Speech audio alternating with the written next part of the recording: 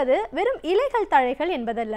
அவற்றின் பயன்பாடுகளை அறிந்து கொண்டு முறையாக பயன்படுத்தினால் பல ஆண்டுகள் நோயில்லாமல் வாழலாம் என்கிறார் டாக்டர் கௌதமன் அவர்கள். நிகழ்ச்சியில் அடுத்த பகுதியாக வரவிருப்பது பல்லாண்டு வாழ்ந்திட. அன்பான கலைஞர் தொலைக்காட்சி நேயர்களுக்கு என்னுடைய இனிமையான காலை வணக்கங்கள். இன்றைக்கி நம்ம பார்க்கக்கூடிய தாவரத்துடைய பெயர் நிலப்பனங்கிழங்குன்னு சொல்லக்கூடிய ஒரு தாவரம். பொதுவாக இந்த நிலப்பனங்கிழங்குடைய மருத்துவ குணத்தை பற்றி ஏற்கனவே நம்ம நிறைய முறை பார்த்துருந்தாலும் கூட சமீப காலத்தில் பார்த்திங்கன்னா ஒரு குறிப்பிட்ட வகை ஆராய்ச்சியில் இந்த நிலப்பனங்கிழங்கு மிகப்பெரிய ஒரு மாற்றத்தை உண்டாக்கி இருக்கிறது.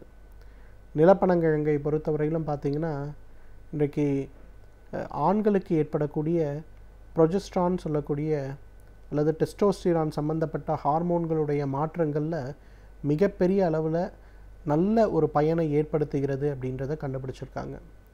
இன்றைக்கு உலக அளவில் பார்த்திங்கன்னா ஆண்களுடைய உயிரணுக்களுடைய எண்ணிக்கையில் ஏற்படுகின்ற குறைபாடுகளும் ஆண்களுடைய எழுச்சி அதாவது எரெக்ஷனில் ஏற்படுகின்ற குறைபாடுகளும் மிக அதிக அளவில் அதிகரித்து வர்றதாக வேர்ல்டு செக்ஸாலஜி ரிசர்ச் இன்ஸ்டியூட்னு சொல்லி அமெரிக்காவில் இருக்கக்கூடிய அந்த பல்கலைக்கழகம் ஒரு ஆய்வறிக்கை வெளியிட்டிருக்காங்க.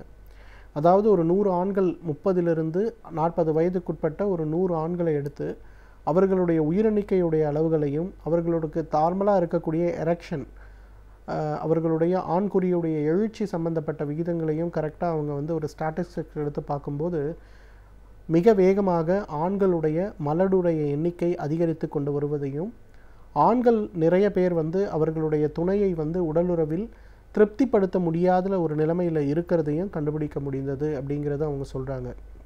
இதற்கு முறையான ஒரு சிகிச்சை எடுத்துக்கொள்ளாத பட்சத்தில் 150 ஆண்கள் அவர்களுடைய ஆண்மைத்தன்மை அறவே இழந்து போகக்கூடிய ஒரு வாய்ப்பு இருக்கிறதா கூட சொல்கிறாங்க. ஸோ அந்த மாதிரி ஒரு பிரச்சனை சமீப காலத்தில் ஏற்படுகின்ற ஒரு பிரச்சனையாக இருக்கிறதா அப்படின்னு பார்த்தோம்னா நம்ம இல்லைன்னு தான் சொல்லணும். ஏன்னா ஆயுர்வேத மருத்துவத்தில் பார்த்திங்கன்னா பல ஆயிரம் வருடங்களுக்கு முன்பே ஆண்களுக்கு ஏற்படுகின்ற குறைபாடுகளை பற்றியும் அந்த குறைபாடுகளை நிவர்த்தி செய்யக்கூடிய மருந்துகளை பற்றியும் நிறைய குறிப்புகள் நிறைய மருந்துகள் சொல்லப்பட்டிருக்கிறத பார்க்க முடிகிறது. அதில் குறிப்பாக இந்த நிலப்பனங்கிழங்குன்னு சொல்லக்கூடிய இந்த ஒரு கிழங்கை பற்றி இருக்கக்கூடிய குறிப்புகள் 2 வகையான நிலப்பனங்கிழங்குகளை நம்ம பார்க்க முடிகிறது. ஒன்று கருப்பு அல்லது இன்னொன்று வெண்மை நிறமானது. கருப்பு நிறமானது அதிகமான மருந்துகளை கொண்டிருக்கக்கூடிய நிலப்பனங்கிழங்காக இருக்கிறத பார்க்க முடிகிறது. பொதுவாக எல்லா நாட்டு மருந்து கடைகள்லையும் கிடைக்கக்கூடிய ஒரு சாதாரண மூலிகையாக இந்த நிலப்பனங்கிழங்கு இருக்கிறத பார்க்க முடிகிறது.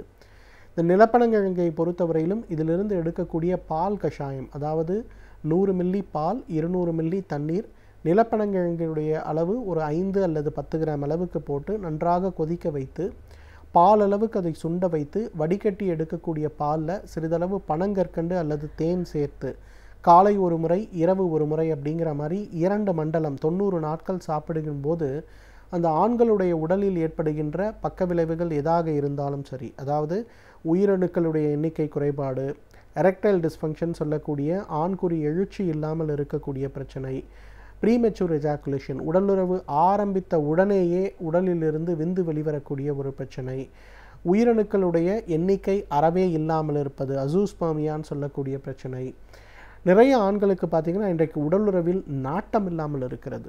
இன்றைக்கி ஐடியில் வேலை பார்க்கக்கூடிய ஆண்களில் 100 பேரை கூப்பிட்டு அவங்களுக்கு வாரத்தில் எத்தனை முறை அவங்க மனைவியோட உடலுறவு வைத்து கொள்கிறார்கள் அப்படின்ற ஒரு கேள்வி கேட்கப்படும் போது அதிர்ச்சிகரமான ஒரு தகவல் என்னன்னு பார்த்தீங்கன்னா சிலர்லாம் மாதத்துக்கு ஒரு முறை, சிலர்லாம் 3 மாதத்திற்கு ஒரு முறை தான் உடலுறவை வைத்து கொள்கிறார்கள். அதனால தான் நிறைய பிரச்சனைகள் கணவன் மனைவியிடையே மனதளவில் உடலளவில் ஏற்பட்டு அதுவே விவாகரத்துக்கு வழிவகுக்கிறது அப்படின்னு சொல்லி நிறைய இன்றைக்கு சைக்காலஜி சம்பந்தப்பட்ட சைக்கோ தெரப்பி சம்பந்தப்பட்ட ஆர்டிகல்ஸ் மூலமாக நமக்கு தெரிய வருகிறது. ஒரு கணவன் மனைவின்னு இருக்கும்போது குறைந்தது வாரத்திற்கு 1 அல்லது 2 முறையாவது உடலுறவு அப்படிங்கிறது மிக மிக அவசியம். அந்த உடலுறவு இல்லாமல் போகும்போது ஆண் பெண் இருவலொரு உடலிலேயும் நிறைய வியாதிகள் ஏற்படுவதற்கும் வாய்ப்பு இருக்குது அப்படிங்கிறது மருத்துவ ஆய்வறிக்கைகள். அப்படி இருக்கும்போது அந்த உடலுறவில் நாட்டமே இல்லை, நாங்கள் என்ன பண்ண முடியும் அப்படிங்கிற ஒரு கேள்வியை கணவன் மனைவியாக வரக்கூடிய நிறைய பேர் என்னிடத்தில் கேட்குறாங்க. அவர்களுக்கு நான் சொல்லக்கூடிய ஒரே ஒரு ஹோம் ரெமெடின்றது இந்த நிலப்பனங்கிழங்கிலிருந்து எடுக்கக்கூடிய பால் கஷாயம் தான். ஒரு 100 மில்லி பால் 200 மில்லி தண்ணீர், அதே போல் நிலப்பனங்கிழங்கிலிருந்து எடுக்கக்கூடிய சூரணம் ஒரு 2 தேக்கரண்டி போட்டு நல்லா கொதிக்க வச்சு பால் அளவுக்கு சுண்ட வைத்து வடிகட்டி எடுக்கக்கூடிய அந்த ஒரு பால் கஷாயத்தை கணவன் மனைவி இருவருமே காலை ஒரு முறை, இரவு ஒரு முறை உணவுக்கு முன்பு எடுத்துக்கணும். இன்றைக்கு பெண்களுக்கு ஏற்படுகின்ற இன்னொரு முக்கியமான பிரச்சனை என்னன்னு பார்த்தீங்கன்னா, அவங்களோட இந்த ஈஸ்ட்ரோஜன் அளவு ரொம்ப வேகமாக குறையிறதுனால அவர்களுடைய பிறப்புறுப்பில் ஒரு கடுமையான வறட்சி ஏற்பட்டு விடுகிறது. அந்த வறட்சி ஏற்படும் போது பார்த்தீங்கன்னா, அவர்களுக்கு உடலுறவு நேரத்தில் மிக மிக கடுமையான வலிகளோ அல்லது மிக மிக கடுமையான அளவுக்கு சில நேரங்களில் உடலுறவு கொண்ட பிறகு அவர்களுக்கு அந்த பிறப்புறுப்பிலிருந்து ரத்தம் வருவதை கூட நம்ம பார்க்க முடிகிறது. அந்த அளவுக்கு மிக மிக மோசமான பிரச்சனைகளை ஏற்படுத்தக்கூடிய ஒரு பிரச்சனையாக இது இருக்கிறத பார்க்க முடிகிறது. ஸோ இந்த பிரச்சனையை அறவே நீக்குவதற்கு, அதாவது ஆண்களுக்கு ஏற்படுகின்ற அவர்களுடைய பாலுணர்வு சம்பந்தப்பட்ட பிரச்சனைகளுக்கும் பெண்களுக்கு ஏற்படுகின்ற ஈஸ்ட்ரோஜன் குறைபாடினால் ஏற்படுகின்ற அவர்களுக்கு ஏற்படுகின்ற பிரச்சனைகளுக்கும் நல்ல தீர்வளிக்கக்கூடிய ஒரு மருந்து இந்த நிலப்பனங்கிழங்கு தான். இன்றைக்கி நிறைய ஆண் பெண் எங்கிட்ட வராங்க குழந்தையின்மை பிரச்சனைக்கு. மருத்துவ ரீதியாக பார்த்தோன்னா அவங்க 2 பேருக்கும் எந்த விதமான பிரச்சனையும் இல்லை அப்படிங்கிற ஒரு ஆய்வறிக்கைகள் வருகிறது. இருந்தாலும் குழந்தை இல்லை. அந்த மாதிரி இருப்பதற்கு காரணம் என்ன அப்படின்னு பார்த்தீங்கன்னா, ஆண்களுடைய உடலில் இருக்கக்கூடிய அந்த குளிர்ச்சி சம்பந்தப்பட்ட பிரச்சனையும் பெண்களுடைய உடல் மிக அதிகமான சூடு இருக்கக்கூடிய பிரச்சனையும் தான் காரணமாக இருக்குது. ஸோ இந்த மாதிரி பிரச்சனை இருக்கவர்கள் கூட இந்த நிலப்பனங்கிழங்கிலிருந்து எடுக்கக்கூடிய பால் கஷாயத்தை காலை ஒரு முறை உணவுக்கு முன்பு, இரவு ஒரு முறை உணவுக்கு முன்பு அப்படிங்கிற மாதிரி ஒரு 6 மாத காலம் தொடர்ந்து சாப்பிடும்போது இயற்கையான முறையிலேயே அவர்களுக்கு குழந்தை உருவாகின்ற ஒரு வாய்ப்பு இருக்கிறத கூட நம்ம பார்க்க முடிகிறது. ஏன்னா மருத்துவ ரீதியாக எந்த காரணமும் இல்லாமல் போகும்போது மீண்டும் மீண்டும் அந்த IVF, IUIன்னு சொல்லக்கூடிய அந்த சிகிச்சைகளை எடுத்துக்கொள்ளும் போதும் எந்த விதமான சக்ஸஸும் இல்லாமல் இருக்கும்போது இயற்கையான முறையிலேயே குழந்தை நிற்பதற்கு பார்த்திங்கன்னா இந்த நிலப்பனங்கிழங்கு ஒரு அருமையான மருந்து. குறிப்பாக கருப்பு நிலப்பனங்கிழங்கு ஒரு மிக அருமையான மருந்தாக இருக்கிறது. இன்றைக்கி நிறைய ஆண்களுக்கு பார்த்திங்கன்னா ஆங்ஸைட்டி டிஸார்டர்னு சொல்லக்கூடிய ஒரு பிரச்சனை. அதாவது எந்த ஒரு விஷயத்தை செய்யணுன்னாலும் உடனே செய்யணுங்கிற ஒரு துடிப்பு, அந்த விஷயத்துக்கு தேவையான ஒரு முன்னேற்பாடுகள் எதுவுமே இல்லாமல் செய்ய ஆரம்பித்து தோல்வி அடைகின்ற ஒரு மனப்பான்மை. அதே போல் நிறைய ஆண்களுக்கு பார்த்திங்கன்னா நிறைய பேர் பிஸ்னஸ் செய்கிறேன் அப்படின்னு செஞ்சுட்டு அவங்களால பிஸ்னஸ் சக்ஸஸ்ஃபுல்லாக செய்ய முடியாமல் ஃபெயில் ஆவாங்க. அந்த ஃபெயில் ஆகும்போது ஏற்படுகின்ற விரக்தி, இதனாலேயே நிறைய பேர் பார்த்திங்கன்னா குடிப்பழக்கத்திற்கும் போதை பழக்கத்திற்கும் அடிமையாகி இருக்கிறத நம்ம பார்க்க முடிகிறது. சராசரியாக ஒரு கிராமத்தை எடுத்து 100 ஆண்கள் இருக்கக்கூடிய குடும்பத்தை பார்த்தோம்னா குறைந்தது 65லிருந்து 70 பேராவது குடிப்பழக்கத்துக்கு அடிமையாக இருக்கிறத நம்ம பார்க்க முடிகிறது. அந்த பிரச்சனையை நீக்கக்கூடிய ஒரு மிகச்சிறந்த மருந்து இந்த நிலப்பனங்கிழங்கு. நிலப்பனங்கிழங்கிலிருந்து எடுக்கக்கூடிய பால் கஷாயத்தை ஒரு உணவாக தொடர்ந்து கொடுக்கும்போது நாம் செய்யக்கூடிய தவறுகள் என்ன, எடுக்கக்கூடிய முடிவுகளில் இருக்கக்கூடிய நிதானம், செய்யக்கூடிய வேலைகளில் இருக்கக்கூடிய கவனம், இதெல்லாம் நல்லா இம்ப்ரூவ் ஆகிறத பார்க்கலாம். ஸோ அந்த மாதிரி ஒரு விஷயத்தை செய்யும்போது மிக வேகமாக உடலும் மனதும் முன்னேறதை பார்க்கலாம். எனவே நேயர்களே, இந்த நிலப்பனங்கிழங்கை பொறுத்தவரையிலும் ஏதோ ஒரு செக்ஸ் சம்பந்தப்பட்ட பிரச்சனைகளுக்காக எடுத்துக்கொள்ளக்கூடிய ஒரு மருந்தாக நினைக்காம மன ஆரோக்கியத்துக்காக எடுத்துக்கொள்ளக்கூடிய ஒரு மருந்தாக, ஒரு உணவாக நினைத்து சரியான மருத்துவ ஆலோசனைப்படி இதை பின்பற்ற ஆரம்பித்தோமையானால் நம்மாலும் பல்லாண்டு காலம் ஆரோக்கியமாக வாழ்ந்திட முடியும். சமூகத்தில் நடக்கும் நிகழ்வுகளிலிருந்து நாம் கொள்ளத்தக்கவையவை, தள்ளத்தக்கவையவை என்பதை பற்றி நம்மிடையே இன்றைக்கும் பகிர்ந்து கொள்ள வந்திருக்கிறார் எழுத்தாளர் மனுஷபுத்திரன் அவர்கள். நிகழ்ச்சியில் அடுத்த பகுதியாக வரவிருப்பது தீதும் நன்றும்.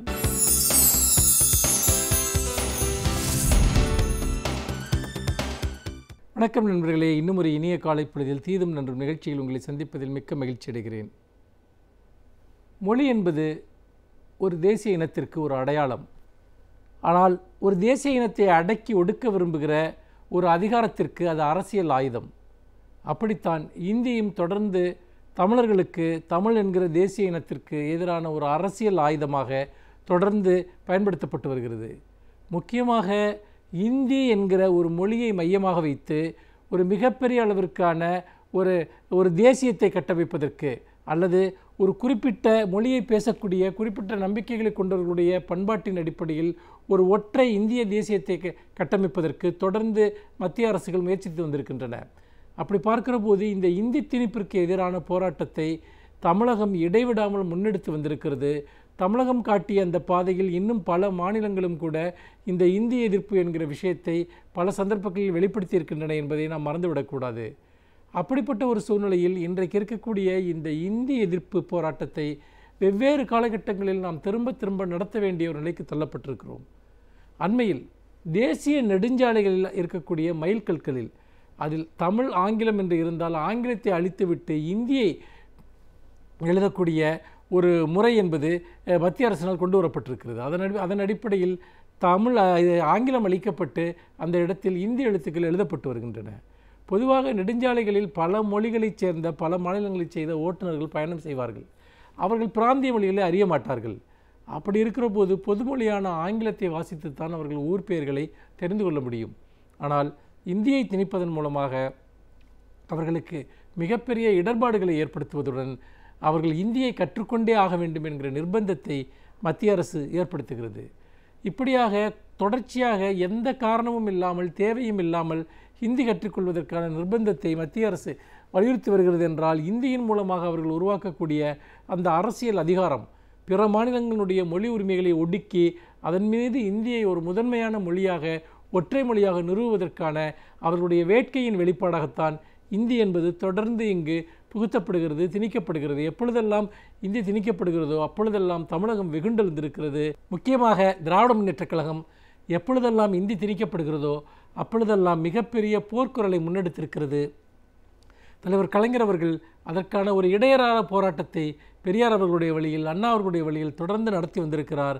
இன்றைக்கு திராவிட முன்னேற்றக் கழகத்தின் செயல் தலைவர் அவர்களும் கூட மிக கடுமையான முறையில் இந்த வயல்கற்களில் ஆங்கிலத்தை அளித்து இந்த இந்தியை புகுத்தக்கூடிய இந்த முறைக்கு எதிரான தன்னுடைய கடும் கண்டனங்களை தெரிவித்திருக்கிறார். இதை நாம் தொடர்ந்து கவனித்து வந்தால் இதில் நம்முடைய மக்களுடைய மனநிலையிலேயே இந்த மனோபாவம் தொடர்ந்து செயல்படுகிறது. அதாவது இந்தி கற்றுக்கொண்டால் நமக்கு நல்லது, இந்தி கற்றுக்கொண்டால் நமக்கு பல மாநிலங்களில் வேலை கிடைக்கும், பிற இடங்களுக்கு செல்லலாம் என்றெல்லாம் அவர்கள் மனப்பால் குடிக்கிறார்கள். இது ஒரு திட்டமிட்ட வகையில் புகுத்தப்பட்ட ஒரு மூட நம்பிக்கையாகும். ஏனென்று கேட்டால் நடைமுறை யதார்த்தத்தை நீங்கள் பார்த்தீர்கள் என்றால் இன்றைக்கு ஒரு தேவை ஏற்படுகிற போது மனிதர்கள் அந்த மொழியை கற்றுக்கொள்கிறார்கள். உதாரணமாக வட இந்தியாவிலிருந்து இங்கு வந்து வணிகம் செய்யக்கூடியவர்கள் பல காலமாக இருக்கிறார்கள். குஜராத்திகள் சென்னை போன்ற நகரங்களில் வசிக்கிறார்கள். இன்னும் சொல்லப்போனால் மலையாளிகள் கேரள சமூகத்தைச் சேர்ந்தவர்கள் தமிழ்நாட்டில் வந்து வசிக்கிறார்கள். கன்னடத்தை சேர்ந்தவர்கள், தெலுங்கு மக்கள், இப்படி எத்தனையோ மொழிகளைச் சேர்ந்தவர்கள் தமிழகத்தில் வசித்து வருகிறார்கள். அவர்களெல்லாம் அங்கு வாழக்கூடிய தேவையை ஒட்டி அவர்கள் தமிழை எவ்வளவு கற்றுக்கொள்ள முடியுமோ கற்றுக்கொள்கிறார்கள். அல்லது தமிழே தெரியாத நிலையிலும் கூட தமிழர்கள் யாரும் அவர்களை அந்நியமாக பார்ப்பது கிடையாது. தமிழ் சமூகத்தினுடைய ஒரு பகுதியாக அவர்கள் ஒட்டி உறவாடி கொண்டிருக்கிறார்கள். ஆங்கிலத்தின் வழியாக அவர்கள் இங்கு உரையாடக்கூடிய காட்சியையும் கூட நாம் பார்க்கிறோம். ஆனால் நாம் மட்டும் ஒரு வடமாநிலங்களுக்கு போனால் ஹிந்தியை கற்றுக்கொண்டு தான் போக வேண்டும், ஹிந்தி கற்றுக்கொண்டால்தான் வாழ்க்கை என்று சொல்வது என்பது ஒரு அபத்தமான ஒரு வாதம். அதற்கு யதார்த்தத்தில் எந்த விதமான சான்றுகளும் கிடையாது. இதில் நாம் முக்கியமாக கவனிக்க வேண்டிய இன்னொரு விஷயம் என்னவென்று சொன்னால், உண்மையிலேயே ஹிந்தி கற்றுக்கொள்வதனால் ஏதாவது வேலை வாய்ப்புகள் பெருகுகிறதா, வேறு வசதி வாய்ப்புகள் பயன்பாடுகள் இருக்கிறதா என்று பார்த்தால் தமிழ்நாட்டிலிருந்து ஆங்கிலம் கற்றுக்கொண்டதனால் நம்முடைய சமூக நீதி கொள்கைகளின் வழியாக பரவலான கல்வி நிலையங்கள் திறக்கப்பட்டு ஆங்கிலத்தை ஒரு தொடர்பு மொழியாக நாம் உறுதியாக நாம் பின்பற்றியதன் காரணமாக இன்றைக்கு உலகம் முழுக்க தமிழர்கள் சென்று பொருளீட்டுகிறார்கள்.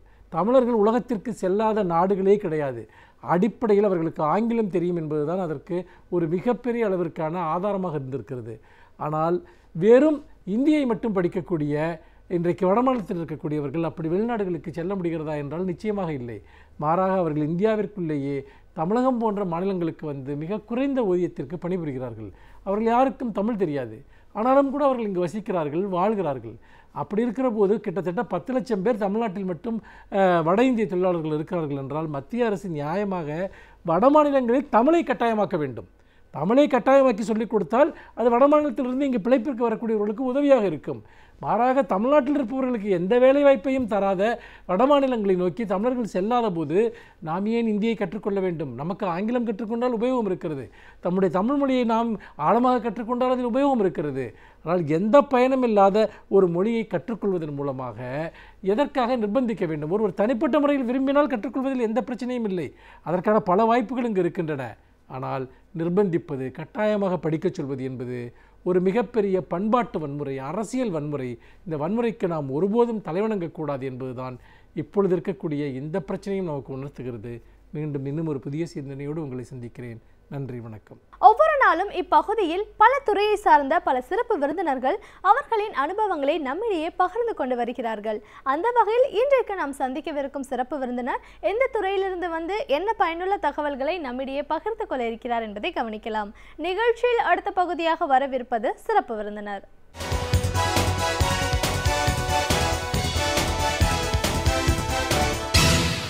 வணக்கம் நேயர்களே, விடியலேவா நிகழ்ச்சியின் சிறப்பு விருந்தினருக்கான நேரம் இது. இன்றைய சிறப்பு விருந்தினர் தமிழ் பேராசிரியர் முனைவர் விமலா அண்ணாதுரை.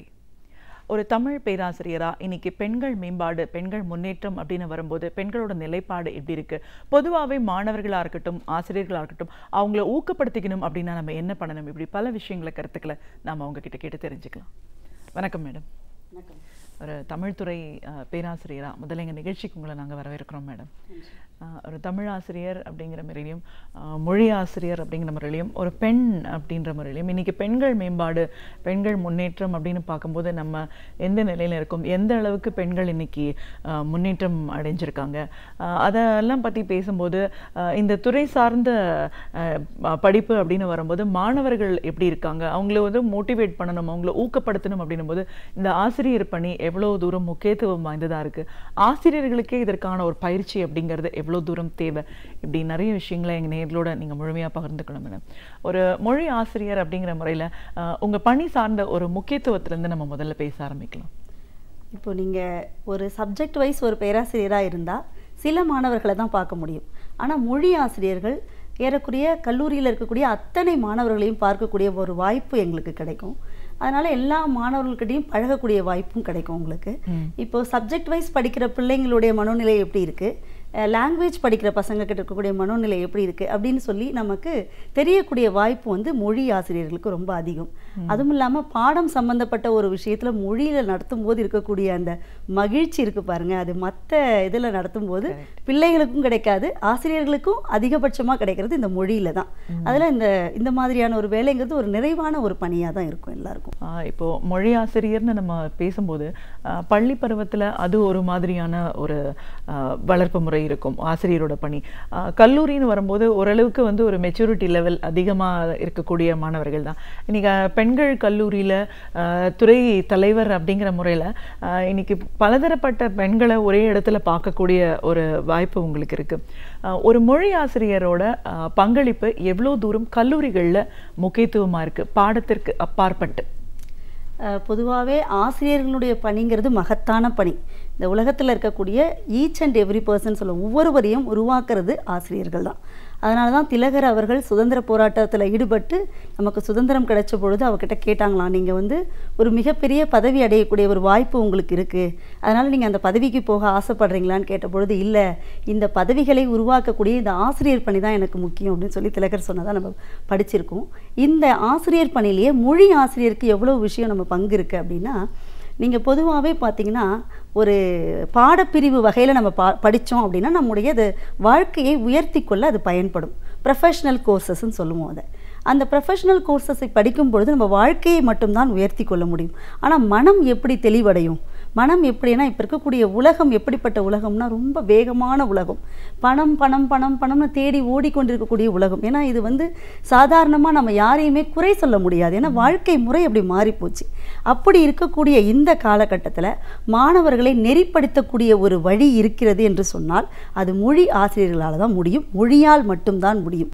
வாரியார் அவர்கள் சொல்லுவாங்க, மற்ற பாடப்பிரிவுகளுக்கும் மொழி பாடப்பிரிவுக்கும் என்ன வித்தியாசம் அப்படின்னா, மற்ற பாடப்பிரிவுகள் இந்த சமுதாயத்தில் உன்னை உயர்த்தி கொள்ள பயன்படும், ஆனால் நீ மொழியை படிக்கும் பொழுது உனக்குள்ளேயே ஒரு புத்துணர்வை உருவாக்குவதற்கு அது பயன்படும்னு சொல்லி அதற்கான கதைகள்லாம் நிறைய சொல்லுவாங்க. ஒரு குடியானவன் என்ன பண்ணியிருக்கான், தினம் வந்து மகாபாரத கதையை கேட்க போயிருக்கான்.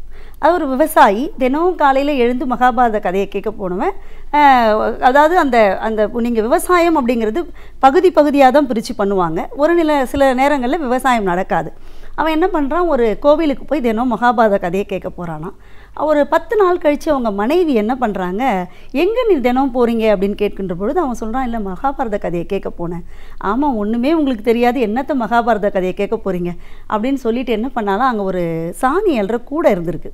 அந்த கூடையை கொண்டு போய் போங்க தண்ணி எடுத்துகிட்டு வாங்க அப்படின்னு சொல்லியிருக்காங்க. நீங்கள் சாணி அள்ளுற கூடையை பார்த்துருப்பீங்க, அதில் வெறும் உங்களுக்கு அந்த நிறைய ஓட்டைகள் நிரம்பி இருக்கும். அவன் மனைவி சொல்லிட்டாலே ஒன்றும் பண்ண முடியாது, கேள்வி கேட்டால் திரும்ப பிரச்சனை வரும்னு சொல்லி அந்த கூடையை கொண்டு போய் தண்ணி அள்ளிட்டு வரானா. திரும்பவும் தண்ணி அள்ளிட்டு ஒரு முறை 10 முறை அவள் சொல்கிறா தண்ணி அள்ளிட்டு வர சொல்லி. 10 முறையும் அந்த கூடையில் தண்ணியே இல்லை. அவன் அப்படியே பார்த்துட்டு பரிதாபமாக நிற்கிறான். அப்போ அவள் சொன்னாலாம், இந்த சாணி அள்ளுற கூடையில் தண்ணி மொண்டிங்கல்ல, அதுதான் நீங்கள் மகாபாரதம் பார்க்க போன கதை அப்படின்னு சொன்ன பொழுது அந்த மனிதன் சொன்னானா, நீ 10 முறைக்கு முன்னாடி இந்த சாணி அள்ளுற கூடை எப்படி இருந்தது, ஒரே அழுக்கு தூய்மை இல்லாமல் இருந்ததில்ல, இப்போ இந்த 10வது முறை இந்த கூடை எப்படி இருக்கு பாரு, தூய்மையாக இருக்குல்ல, அதுதான் எனக்கு புரியுதோ இல்லையோ ஆனால் என்னுடைய மனம் தூய்மையாச்சு அப்படின்னு சொன்னானா. இதுதான் இலக்கியங்கள் இருக்கக்கூடிய மிகப்பெரிய சிறப்பு. நம்முடைய மனம் தூய்மையடைந்து இப்போ இருக்கக்கூடிய இந்த பொருளாதார வாழ்க்கையில் நேர்மையான ஒரு வழியை கண்டுபிடிக்க வேண்டும் என்று சொன்னால் அதற்கு முக்கியமாக எது தேவை என்றால் மொழிப்பாடம் தேவை. இதை நாங்கள் பிள்ளைகிட்ட கொண்டு போய் சொல்லும் பொழுதே, நாம் பாடம் நடத்துகின்ற பொழுதே பாருங்களேன், ஒரு திருக்குறள் சொல்லிக் கொடுக்குறோம், ஒரு பாரதியாரினுடைய கவிதைகள் சொல்லிக் கொடுக்குறோம் அப்படின்னு சொல்லும் பொழுதே அதில் இருக்கக்கூடிய செறிவான கருத்துக்களை நம்ம பசங்கக்கிட்ட உள்வாங்கிக்க சொல்லணும். நீங்கள் நான் எப்பொழுதுமே ஒரு பாடம் நடத்துகின்ற பொழுது அந்த பாடலினுடைய கருத்தை சொல்லிட்டு தான் உங்களுக்கு அந்த பாடலை சொல்லுவேன். அப்படி சொல்லுகின்ற பொழுது அந்த மாணவர்களுக்கு செறிவாக அந்த விஷயம் போய் மனசில் ஆழ் மனதில் பதியும். திரும்ப திரும்ப திரும்ப ஒரு விஷயத்தை சொல்லிக்கிட்டு இருக்கும் பொழுது அந்த பிள்ளைகளுக்கு இப்படி இருக்கக்கூடாது, இப்படித்தான் வாழ்க்கையை வாழணுங்கிற ஒரு நெறி கிடைக்கும். இந்த நெறியை உருவாக்கி கொடுக்கறதுக்கு முக்கிய காரணமாக இருக்கிறது மொழிப்பாடம் தான். அந்த மொழிப்பாடத்தை எப்படி ஆசிரியர்கள் கையாளுகிறார்கள் என்பதுதான் எதிர்கால சமுதாயத்திற்கு நம்ம செய்யக்கூடிய மிகப்பெரிய தொண்டாக இருக்குது. நிச்சயமாக மேடம், ரொம்ப கரெக்டாக சொல்லியிருக்கீங்க. இப்போ ஒரு தமிழ் பேராசிரியர் அப்படிங்கிற முறையில் தமிழ் மொழி, தமிழர் கலாச்சாரம், பண்பாடு இதெல்லாம் பார்க்கும்போது அடுத்தவங்களுக்கு ஒரு வழிகாட்டியாக நெறிப்படுத்தக்கூடிய ஒரு சமுதாயமாக தமிழ் சமுதாயம் இருக்குது. திராவிட பாரம்பரியம் அப்படின்னும் போது நம்மளுடைய தொன்று வர அந்த பாரம்பரியத்தோட வளர்ச்சி பற்றி சொல்லுங்கள். அதாவது நீங்கள் திராவிட பாரம்பரியம்னு பார்த்தீங்கன்னா பெரியாரினுடைய 2 கண்கள் எது அப்படின்னா உங்களுக்கு அந்த சமூக சீர்திருத்தம், அதற்குள்ளே வருகிற பெண் விடுதலை. பெரியார் தன்னுடைய தொண்டு மனப்பான்மையோடு இந்த சமூகத்திற்கு உழைத்தார். பெரியார் என்ன நினைத்தாரோ அதை அறிஞர் அண்ணா அவர்கள் செயல்படுத்த நினைத்தார், கலைஞர் அவர்கள் செயல்படுத்தினார். ஏன்னா நம்முடைய போதாத காலமாக என்னன்னு தெரியல, அண்ணா அவர்கள் 2 ஆண்டுகள் மட்டும்தான் இங்கே ஆட்சியை அவருடைய கைக்குள்ளே வச்சிருக்க முடியுது. அதுக்கப்புறம் நம்முடைய துரதிர்ஷ்டம்னு தான் சொல்லணும். அப்படி பெரியாரினுடைய கருத்துக்களை எல்லாம் உள்வாங்கிய பெருமை அறிஞர் அண்ணா அவர்களுக்கும் கலைஞர் அவர்களுக்கும் உண்டு. ஒரு விஷயம் பார்த்தோம் அப்படின்னா, நீங்கள் நம்ம பெண் விடுதலை அப்படின்னா நீங்கள் கேள்வி கேட்டிருக்கீங்க. 1929 செங்கல்பட்டில் ஒரு மாநாடு நடக்குது. பெரியார் அவர்கள் அந்த மாநாட்டை நடத்துகிறாரு. அப்படி அவர் நடத்துகின்ற அந்த நேரத்தில் தான் அவர் முதல்ல சொன்னது பெண்களுக்கான சொத்துரிமை கண்டிப்பாக வேணும் அப்படின்ற ஒரு விஷயத்தை அவர் அந்த முன்னிலைப்படுத்தினார் அந்த மாநாட்டில். 1929 செங்கல்பட்டு மாநாட்டில் பெரியார் முன்மொழிந்ததை 1989 நம்முடைய கலைஞர் அவர்கள் சட்டமாக மாற்றுறார். நிறைய புரட்சியை கொண்டு வந்தது நம்முடைய திராவிட பாரம்பரியம். அந்த பெண்களுக்கான அந்த பெண் விடுதலையை கொண்டு வந்ததில் ரொம்ப முன்னணியில் இருக்காங்க. நிறைய விஷயங்கள் மறைக்கப்பட்டிருக்கிறது அப்படிங்கிறது தான் உண்மை. இன்னொரு விஷயம் சொல்லும் பொழுது பெரியார் அவர்கள் பெண் விடுதலைன்னு சொல்லும் பொழுது ரொம்ப ஆழமான சிந்தனைகளை முன்வைப்பார். ஏழை பணக்காரன், அடிமை எஜமானன், நம்ம எல்லாமே சொல்ல மாதிரி வர்க்கம், அந்த வர்க்க முறை, மேல் வர்க்கம் கீழ் வர்க்கம், இந்த 3 இடங்களிலும் எப்படி அந்த மனிதர்கள் அடிமைப்படுத்தப்படுகிறார்களோ, என்னவ சொன்னதான ஏழை பணக்காரன், மேல் வர்க்கம் கீழ் வர்க்கம், எஜமானன் அடிமை, இந்த 3 இடங்களிலும் மனிதர்கள் எப்படி அடிமைப்படுத்தப்படுகிறார்களோ அதை காட்டிலும் மோசமாக பெண்கள் அடிமைப்படுத்தப்படுகிறார். அவர் சொன்ன வாக்கியம் இது. ஆனால் சிச்சுவேஷன்ஸ் அவர் சொல்கிறாரு, இந்த ஏழை பணக்காரனும் சந்திக்கக்கூடிய இடத்துல தான் இது நடைபெறுது.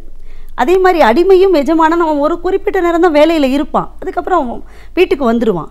அப்போ அந்த மேல் வர்க்கம் கீழ் வர்க்கம்ங்கிறது சில அசாதாரண சூழ்நிலையை சந்திக்கும் போது தான் நடக்குது.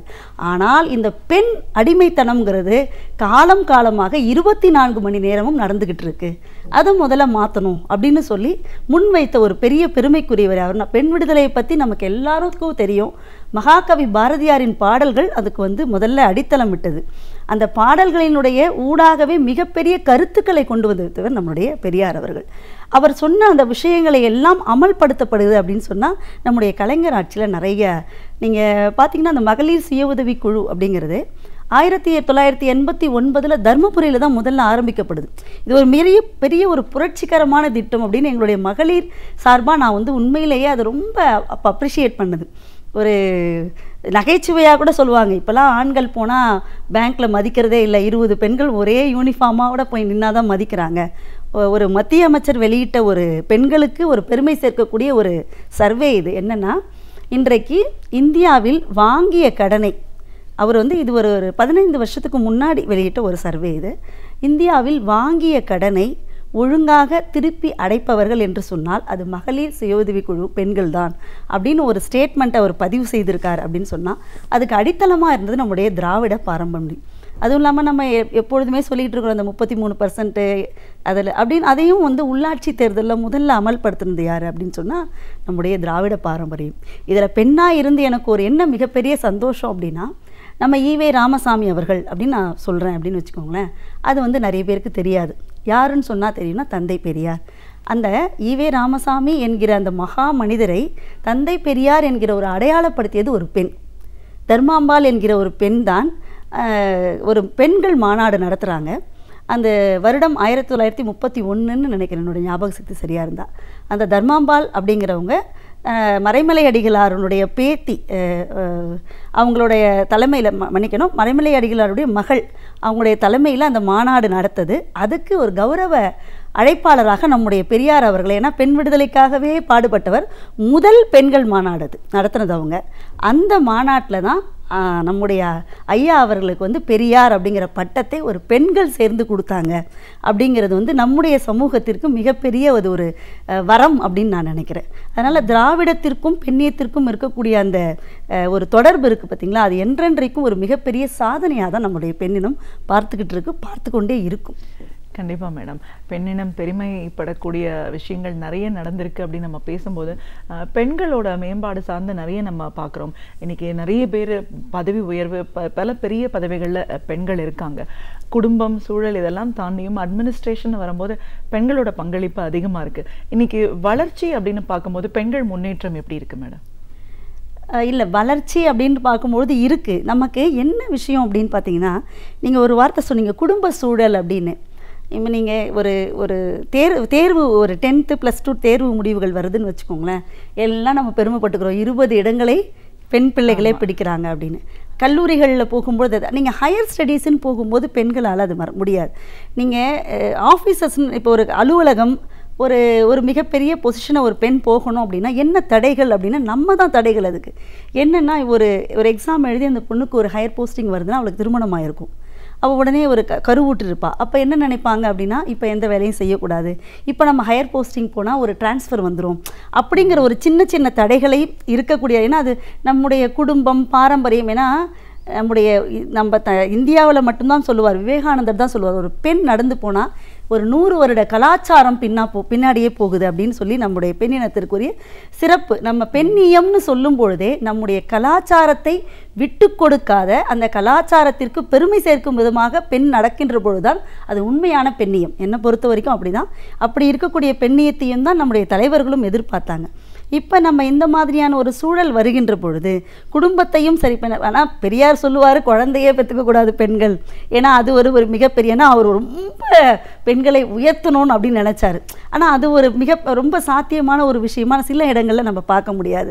அது முழுமையான ஒரு பெண்ணியத்துக்கு வேணும்னா தாய்மை வேணும் அப்படின்னு நம்ம ஒரு எல்லைக்குள்ளே இருக்கிறதுனால இப்போ இந்த மாதிரியான விஷயங்கள் பெண்கள் ஒரு மிகப்பெரிய ஹை பொசிஷனுக்கு போகக்கூடாது ஒரு நிலைமையில் இருக்குது. ஆனாலும் அதையும் தாண்டி நிறைய பெண்கள் சாதித்து கொண்டிருக்கிறார்கள். இதற்கு இந்த பெண் விடுதலை அப்படிங்கிறது மேலே மேலே போயிட்டு தான் இருக்குது. இந்த விஷயம் வளர்ந்துக்கிட்டே இருக்கிறது ஒரு மிகப்பெரிய சந்தோஷமான ஒரு விஷயம். மாணவர்கள் மத்தியில் இன்றைக்கி என்ன மாதிரியான ஒரு மனப்போக்கு இருக்குது? அவங்கள ஊக்கப்படுத்தணும், ஒரு மோட்டிவேஷன் அப்படிங்கிறது எவ்வளோ தூரம் தேவையாக இருக்குன்னு சொல்வீங்க? இந்த விஷயத்தை நான் பேரறிஞர் அண்ணா சொன்னதுலேருந்தே போகிறேன். ஊக்குவிப்பவர்களை கூட ஊக்குவித்தால் அவன் தேக்குவிப்பான் அப்படின்னு அவர் தான் சொல்லுவார் அழகாக. இன்றைக்கு இருக்கக்கூடிய மனிதர்களில் நீங்கள் இறைவனுடைய படைப்பில் பார்த்திங்கன்னா எந்த மனிதனுக்கும் திறமை இல்லை அப்படின்னு நம்ம சொல்லவே முடியாது. எல்லாருக்குள்ளேயும் திறமை இருக்குது. ஒரு சிலர் தன்னுடைய திறமையை தெரிந்து கொண்டு தானே மேலே வராங்க.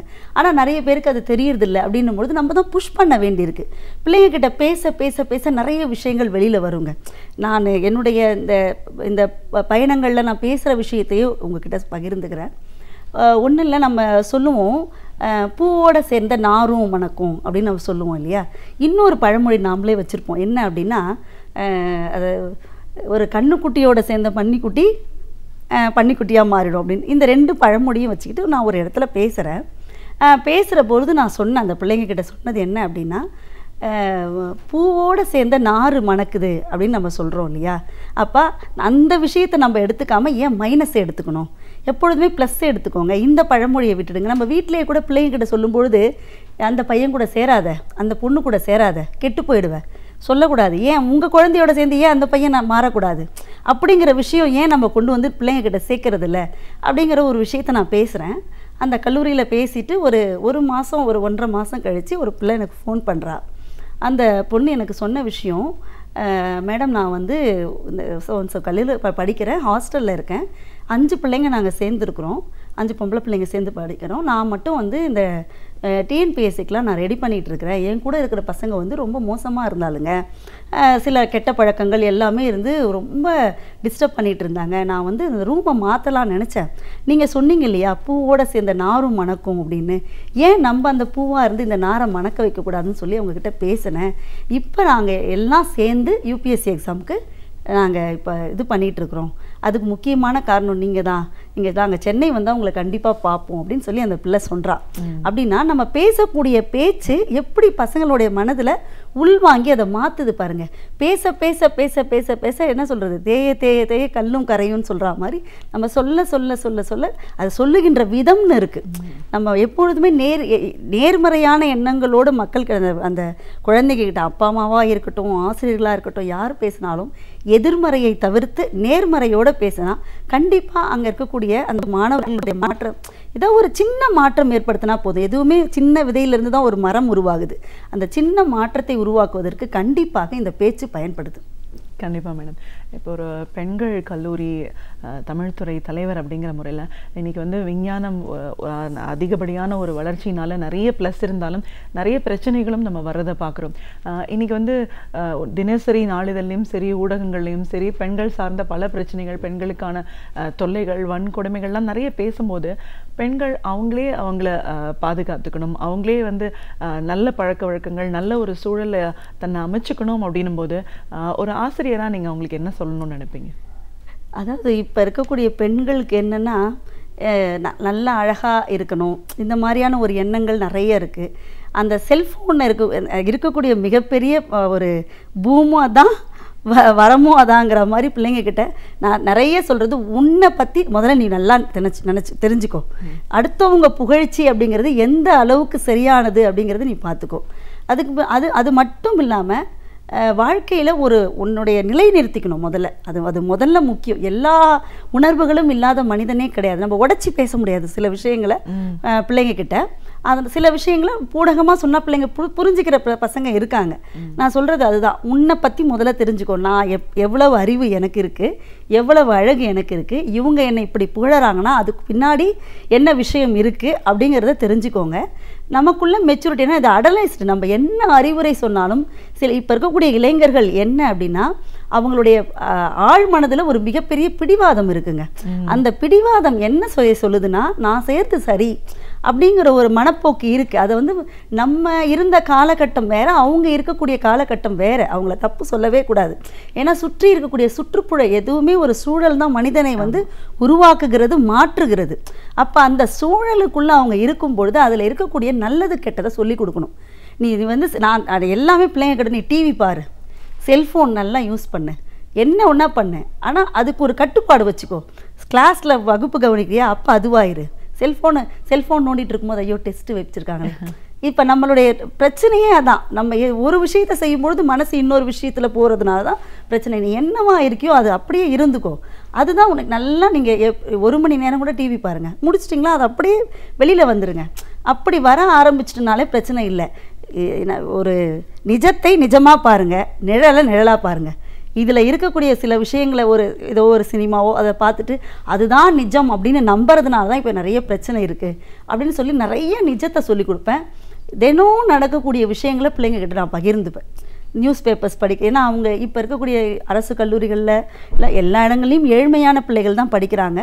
இப்போ நிறைய கல்லூரிகளில் பசங்க பார்ட் டைம் ஜாப் போயிட்டு படிக்கிறாங்க. அந்த மாதிரி நிறைய, அந்த காலத்துலலாம் அப்படி இல்லை, கஷ்டப்பட்டு அப்படியே தான். இப்போ இருக்கக்கூடிய பிள்ளைங்க பார்ட் டைம் போயிட்டு படிக்கிறாங்கன்னா எவ்வளவு தன்னம்பிக்கையுடைய பிள்ளைங்களாக இருப்பாங்க. அப்போ சின்ன ஒரு நாட் கொடுத்தா அவங்க மாறுறதுக்கான ஒரு வாய்ப்பு இருக்குது இல்லைங்களா? அப்போ நான் அவங்கக்கிட்ட நிறைய விஷயங்கள் இதை சொல்லுவேன். இந்த தினசரி இந்த பத்திரிகைகளில் வரக்கூடிய செய்திகளை அலசுவேன் பிள்ளைங்களோட சேர்ந்து. அவங்களுக்கு அது மட்டும் இல்லாமல் எல்லா பிள்ளைங்ககிட்டையும் கூப்பிட்டு பேசணுங்க. பின்னாடி ஒரு பொண்ணு பதிலே சொல்லாமல் இருக்கிறா அப்படின்னா அவளை அவாய்ட் பண்ணக்கூடாது. அவகிட்ட தான் என்னோ ஒரு விஷயம் இருக்குது, அவளை கூப்பிட்டு நம்ம பேசுகின்ற பொழுது மற்ற பிள்ளைங்களுக்கும் ஓ இப்படிலாம் நம்ம இருந்தால் நல்லா இருக்கும் போல் அப்படின்னு எப்பொழுதுமே சொற்களால் மாற்ற முடியாது, நடத்தையால் தான் மாற்ற முடியும். எப்படி நம்ம ஒருத்தவங்களுக்கு ப்ரெசென்ட் பண்ணுறோம் அப்படின்னா அதை பார்த்து தான் அவங்க மேக்ஸிமம் மாறுவாங்க. அப்போ தான் நான் சொல்கிறதையும் கேட்பாங்க. அந்த மாதிரியான விஷயங்களை கையாளுகின்ற போது மாணவ சமுதாயத்தை ரொம்ப ஈஸியாக நம்ம கையில் எடுத்துக்கலாம். ஓகே, பெண்கள் முன்னேற்றம், பெண்களுக்கான கல்வி மேம்பாடெல்லாம் பேசும்போது இன்றைக்கி நிறைய பேர் வந்து சின்ன சின்ன ஒரு பிரச்சனைகளை கூட தாங்கிக்க ஒரு மனநிலை இல்லாமல் உயிரை மாய்ச்சிக்கிற அளவுக்கு முடிவுகள் எடுக்கிறாங்க. அதுவும் இள வயதில் தான் அந்த மாதிரியான ஒரு டெசிஷன் எடுக்கிறாங்க. இந்த நிலையிலேருந்து அவங்க மாறி வரணும், தன்னம்பிக்கையோடு தன்னோட வாழ்க்கையை தொடரணும் அப்படின்னா பெண்களுக்கான ஆலோசனைனா என்ன சொல்லுவீங்க? அதாவது அவங்க மேலே நம்பிக்கை இல்லை, அதுதான் ரொம்ப முக்கியம். தன்னை போல் பிறரை நேசின்னு சொன்னாங்களே, எதுக்காக சொன்னாங்கன்னா உன் மேலே இருக்கக்கூடிய நம்பிக்கை அதிகமாக இருந்து ஒன்று நீ முதல்ல நேசிச்சாதான். நம்ம பவுடர் போட்டுக்கிறதாலேயோ பொட்டு வச்சுக்கிறதாலேயோ நல்ல மேக்கப் போட்டுக்கலாம் நம்மளை நேசிக்கிறதுன்னு கிடையாது. எனக்கு இவ்வளோ அறிவு இருக்குது, நான் இதை சாதிக்க பிறந்தவன்ற அந்த நன்னம்பிக்கை நம்ம மேலே வச்சாதான் அதே எண்ணம் அடுத்தவங்களை பார்க்கும்போதும் தோணும். எனக்கே என் மேலே நம்பிக்கை இல்லைனா நான் உங்களை பார்த்தா எப்படி நம்புவேன்? அதனால தான் இன்றைக்கி பிரச்சனைகளுக்கு காரணமே. அது மட்டும் இல்லாமல் குடும்பத்துலேயுமே ஒரு சின்ன விஷயம் வந்தால் சப்போர்ட் பண்ணணும் பிள்ளைங்களுக்கு. அது இல்லாமல் போகிறதுனால தான் நிறைய இன்றைக்கி தன்னுடைய விஷயத்தை வீட்டில் சொன்னால் என்ன நடக்குமோ ஏது நடக்குமோ இந்த விஷயங்கள் தான் தற்கொலைக்கு மிகப்பெரிய காரணம். பகிர்ந்து கொள்கிறதுக்கு யாரும் இல்லை. பகிர்ந்து கொள்கிறதுக்கு ஆள் இருந்தாலே இந்த மாதிரியான ஒரு தன்னை மாய்ச்சிக்கிறது அப்படிங்கிற விஷயத்தை நம்ம மாற்றலாம். அந்த மாதிரியான ஒரு சூழல் உருவாக்கி கொடுக்கணும் குடும்பங்கள். அது இல்லைன்னா அங்கே இருக்கக்கூடிய பள்ளிகளில் கல்லூரிகளில் அந்த சூழலை உருவாக்கி பிள்ளைகளை ஒரு தன்னம்பிக்கையாக நம்ம சாதாரணமாக இவங்கக்கிட்ட சொன்னால் அந்த பிரச்சனை ஓரளவுக்கு நம்மக்கிட்ட இருந்து மாறும் அப்படிங்கிற ஒரு நம்பிக்கை அவங்கக்கிட்ட இருந்தாலே, தனிமையில் இருந்து அவங்க யோசிக்கிறது தான் இவ்வளோ பிரச்சனைகளுக்கு காரணம். அது இல்லாமல் இருந்தாலே இந்த மாதிரியான சூழலை மாற்றக்கூடிய விஷயம் நம்மக்கிட்ட இருக்கும். இன்றைக்கி இளம் பிள்ளைகள் இந்த மாதிரி இருக்கிறதுக்கு காரணம் சுற்றி இருக்கக்கூடிய இந்த மீடியாவும் ஒரு காரணம். ஏதோ ஒரு விஷயத்தை போட்டுக்கிட்டே இருக்கிறதுனால தான் பிள்ளைங்க அதையே பார்த்து பார்த்து பார்த்து தன்னை ஒரு கற்பனை உலகத்திலேயே வாழக்கூடிய வாழ்க்கையாக இருக்கிறதுனால தான் இன்றைக்கி இவ்வளோ பிரச்சனைகள் இருக்குது. இன்றைக்கி பெண்கள் சார்ந்த பிரச்சனைகள், அவங்களுக்கு தன்னம்பிக்கை எவ்வளோ தூரம் தேவை, இதெல்லாம் பேசும்போது ஒரு மொழி ஆசிரியர், தமிழ் துறை தலைவர் அப்படிங்கிற முறையில் இன்றைக்கி பெண்களுக்கு நீங்கள் என்ன ஆலோசனைகள் சொல்ல விரும்புகிறீங்க? இப்போ இருக்கக்கூடிய இந்த சமூகம் எப்படி இருக்குன்னா, முன்ன மாதிரியான கல்விகள் ரொம்ப கிடைக்காம அப்படிலாம் இல்லை, இலவச கல்விகள் கிடைக்கக்கூடிய ஒரு சமூகமாக நம்ம இப்போ மாறி இருக்கோம். ஒரு வளர்ச்சி இருக்குது. எப்பொழுதுமே இலவசமாக கிடைக்கிறதுக்கு ஒரு மதிப்பு இருக்காது பாருங்கள். அந்த மாதிரியான சில சூழலை இன்றைக்கி உருவாக்கி இருக்கிறதுக்கு நம்ம மறுக்க முடியாது. நான் பெண்களுக்கு என்ன சொல்கிறேன் அப்படின்னா, உங்களுடைய இந்த காலகட்டத்தில் நல்லா படிங்க. படிப்பு தான், அதுதான் கல்வி இல்லாத பெண்கள் கலர் நிலம் அப்படின்னு நம்முடைய பாரதிதாசன் சொல்லுவார். பெண்களுக்கு கல்வி ரொம்ப முக்கியம். ஒரு கல்வியில் தன்னை ஸ்திரப்படுத்தி கொண்டு அதன் மூலம் கிடைக்கக்கூடிய அந்த வேலை வாய்ப்பை பயன்படுத்திக்கிட்டு அதற்கு பின்னால் மற்ற விஷயங்களில் நம்ம கவனம் செலுத்தினால் என்றைக்குமே வாழ்க்கை அப்படிங்கிறது ரொம்ப சந்தோஷமாக அமையும். இப்போ இருக்கக்கூடிய இந்த சமூகத்தில் நம்ம வேலைக்கு போகிறோம், சம்பாதிக்கிறோம், என்னடா அது நம்மளால் மற்றவங்க மாதிரி சந்தோஷமாக இருக்க முடியலையே அப்படின்னு பெண்கள் நினைக்கக்கூடாது. உழைப்பு அப்படிங்கிறது ரொம்ப சந்தோஷமான விஷயம் அப்படின்னு எப்போ நம்ம நினைக்க ஆரம்பிக்கிறோமோ அப்போவே நம்ம வாழ்க்கை ரொம்ப அழகாக மாறும். அதனால் இப்போ இருக்கக்கூடிய பெண்களுக்கு நிறைய வாய்ப்புகள் இருக்குது. அப்போ சாதம் மட்டும் அடிச்சுக்கிட்டு இருந்த பெண்கள் இன்றைக்கி சாதனை படைக்கிறாங்க. நம்முடைய மகாகவி பாரதி சொல்ல மாதிரி, நிமிர்ந்த நன்னடை, நேர்கொண்ட பார்வை, நிலத்தில் யாருக்கும் அஞ்சாத நெறிகள், திமிர்ந்த ஞானச்செருக்கு யாருக்கு இருக்குன்னா இன்றைக்கு பெண்களுக்கு இருக்குது. அதனால தான் எல்லா இடங்களிலும் பெண்கள் வந்து நிறைய இடங்களில் ஒரு மேலே வந்துக்கிட்டு இருக்கக்கூடிய ஒரு நல்ல விஷயத்தை நம்ம பார்க்குறோம். அப்படி பெண்கள் இன்னும் மேலே வரணும் அப்படின்னா தன்னை சுற்றி இருக்கக்கூடிய நிறைய விஷயங்களை கூர்ந்து கவனிக்கணும். ஏன்னா இன்றைக்கி நீங்கள் சொல்கிற மாதிரி தேவையில்லாத விஷயங்கள் நிறைய நடக்குது பாலின சம்பந்தமாக. அந்த மாதிரியான விஷயங்களை ரொம்ப ஜாக்கிரதையாக இருக்கணும். இன்றைக்கி அதிகமாக நம்ம ஏமாந்து போகிறது எது அப்படின்னா இந்த தொலைபேசி உரையாடல்கள் மூலமாக தான். அந்த மாதிரியான உரையாடல்களை நம்ம தேவையில்லாத உரையாடல்களை நம்ம ஒரு பர்சனல் அப்படின்னு சொல்லுவாங்களே, அந்த பர்சனலை யாருக்குமே இவங்க தெரியாதவங்க அப்படிங்கிறவங்களும் ரொம்ப பகிர்ந்துக்க வேண்டிய அவசியம் இல்லை. அதே மாதிரி அடுத்தவங்க பகிரும்பொழுது அதை பார்த்து நம்ம ஏமாந்துடக்கூடாது. ஏன்னா ரொம்ப நம்ம மேலே அவங்க மேலே ஒரு பரிதாபத்தை உண்டாக்கி நிறைய ஏமாற்று வேலைகள்லாம் இன்றைக்கி நடந்துக்கிட்டு இருக்குது. அதில் இருக்கக்கூடிய அவேர்னஸும் பெண்களுக்கு தேவை. அதுக்கு முக்கிய விஷயம் என்ன வேணும்னா கல்வி வேணும். அடிப்படையான அந்த கல்வியை கற்றுக்கொண்டு அறிவார்ந்த விஷயங்களில் கவனம் செலுத்தினாலே இன்றைக்கி நீங்கள் முன்னாடி ஒரு கேள்வி வச்சா மாதிரி அந்த தற்கொலை சம்பந்தப்பட்ட விஷயங்கள் இல்லாமல் மேலே மேலே மேலே பெண்ணினம் போகக்கூடிய அந்த ஒரு மிகப்பெரிய வாய்ப்பு கிடைக்கும். தமிழ் துறை தலைவராக, தமிழ் பேராசிரியராக, தமிழ் இந்த துறை சார்ந்த அனுபவம் அப்படின்னு பார்க்கும்போது பெண்கள் கல்லூரியில் என்ன மாதிரியான ஒரு மனப்போக்கு இருக்குது, அவங்களுக்கு சொல்லிக் கொடுக்கும்போது ஒரு மொழி ஆசிரியரோட பணி என்னவாக இருக்குது, நம்ம திராவிட பாரம்பரியம் என்ன, பெண்களோட முன்னேற்றம் அப்படின்னு வரும்போது இன்னைக்கு எவ்வளோ தூரம் வளர்ச்சி அடைஞ்சிருக்காங்க, இவங்களை ஊக்குவிக்கிற பணியை ஆசிரியர் எந்த அளவுக்கு அக்கறையோடு செய்ய வேண்டிய அவசியம் இருக்குது, இன்றைய சூழலை உணர்ந்து இன்னைக்கு பெண்கள் நடந்துக்க வேண்டிய அவசியம் என்ன, அப்படிலாம் நடந்துக்கும் போது தான் அவங்க ஒரு முழுமையான வளர்ச்சி அவங்களுக்கு கிடைக்கணும். உங்களோட அனுபவங்கள் சார்ந்த பல விஷயங்களை எங்களோட நீங்கள் முழுமையாக பகிர்ந்ததுக்கு நன்றி. வணக்கம். நன்றி. பேராசிரியர் சுபவீர பாண்டியன் அவர்கள் ஒவ்வொரு நாளுமே நாம் அறிந்திருக்க வேண்டிய பல அரிய தகவல்களை இனிமையாக தொகுத்து வழங்கி கொண்டிருக்கிறார். அந்த வகையில் இன்றைக்கு என்ன பயனுள்ள தகவல்களோடு வந்திருக்கிறார் என்பதை கவனிக்கலாம். நிகழ்ச்சியில் அடுத்த பகுதியாக வரவிருப்பது ஒன்றை சொல் நன்றி சொல்.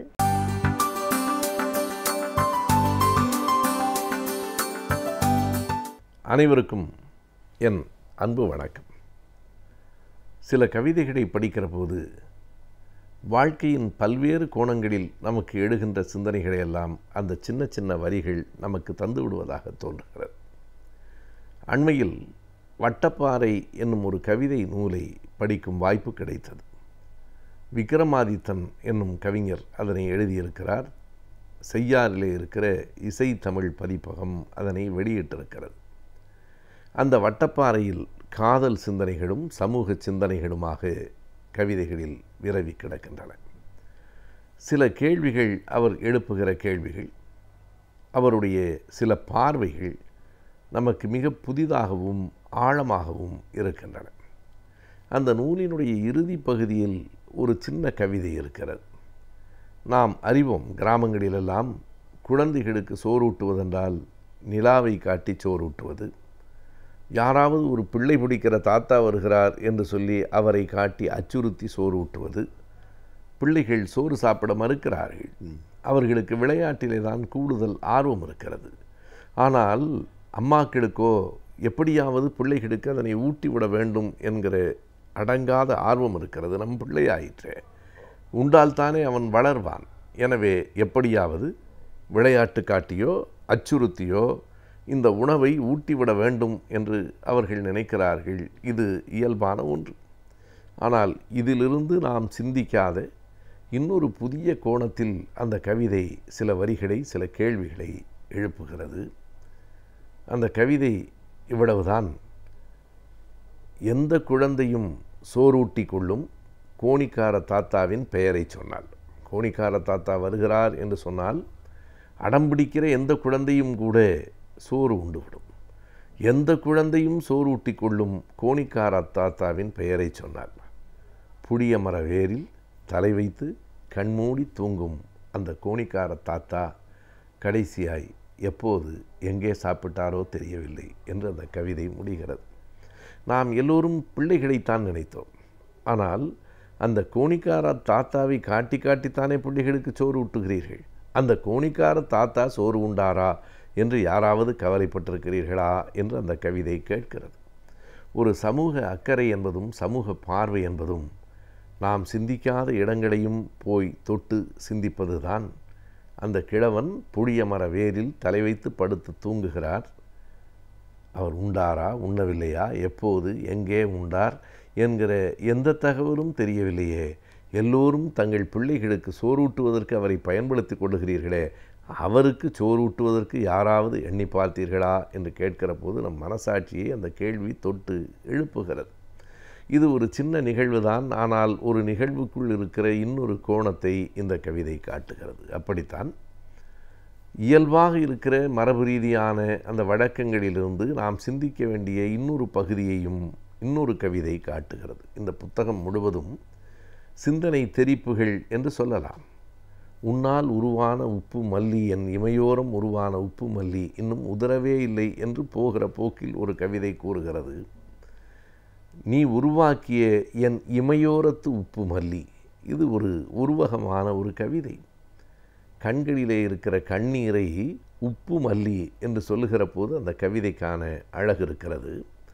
இப்படி சொல்லி செல்கிற கவிதைகளை தாண்டி நான் முதலில் குறிப்பிட்டதைப் போல ஆழ்ந்த சமூக பார்வையுடைய கவிதைகள் பல அந்த நூலில் இருக்கின்றன.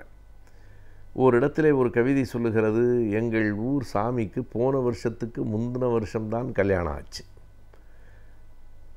போன வருஷமும் கல்யாணம் ஆச்சு, இந்த வருஷமும் ஆச்சு, கண்டிப்பாய் அடுத்த வருஷமும் ஆகும். இது எதற்காக சொல்லப்படுகிறது என்று நமக்கு முதலில் தோன்றுகிறது. எங்கள் ஊர் சாமிக்கு போன வருடத்துக்கு முந்தின வருடம் கல்யாணம் ஆச்சு. எல்லா ஊர்களிலும் சாமிகளுக்கு கல்யாணமாகிறது. சாமிகளுக்கு கல்யாணமாவதை பற்றி ஏன் இந்த கவிதை பேசுகிறது என்றால், சாமிக்கு அந்த வருஷம், போன வருஷம், இந்த வருஷம் கல்யாணமாச்சு, அடுத்த வருடமும் திருமணம் நடக்கும் என்பதை சொல்லிவிட்டு கீழே இருக்கிற ஒரு வரி சொல்லுகிறது, ஆனால் என் அக்காவுக்குத்தான் எந்த வருஷம் திருமணமாகும் என்று தெரியவில்லை.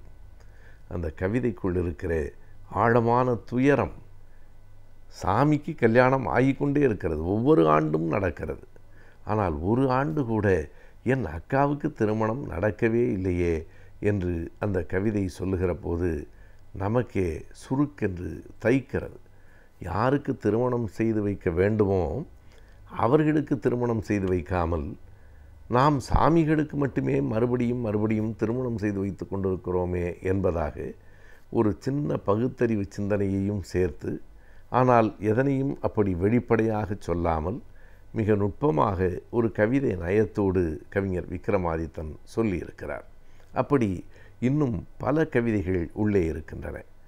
கிளியை பார்த்து ஒருத்தி கேட்கிறாள், என் கூந்தல் நரையாகி போய்விட்டது, கருத்திருந்த கூந்தல் வெளுத்து போய்விட்டது, என் வாழ்க்கையில் பல்வேறு விதமான மாற்றங்கள் வந்துவிட்டன, உனக்கென்ன தெரியும், நீ என்ன படித்திருக்கிறாய் கிளியே, உன் பேச்சை நம்பி எனக்கு செவ்வாய் தோஷம் என்று திருமணமே செய்யாமல் இப்படி ஆகி போயிருக்கிறதே, இந்த கிளிக்கு அத்தனை பகுத்தறிவும் அத்தனை செய்தியுமா தெரியும் என்பதைப் போல ஒரு கவிதை இருக்கிறது. இன்னொரு இடத்திலே பார்த்தால், பொதுவாக எதை பார்த்து நாம் அருவருப்பு அடைவோமோ அதைவிட அருவருக்க வேண்டிய விஷயங்கள் நிறைய இருக்கின்றன என்று ஒரு கவிதை சொல்லுகிறது. நான் அண்மையிலே கூட இணையதளத்திலே ஒன்றை படித்தேன். ஆபாச திரைப்படங்களை பார்த்து கொண்டிருப்பது அவமானமானதுதான், ஆனால் சாதி சங்கத்தில் சேருவது அதைவிட அவமானம் இல்லையா என்று ஒருவன் கேட்டிருந்தான். இப்படி சிந்திப்பது கடினமான ஒன்று.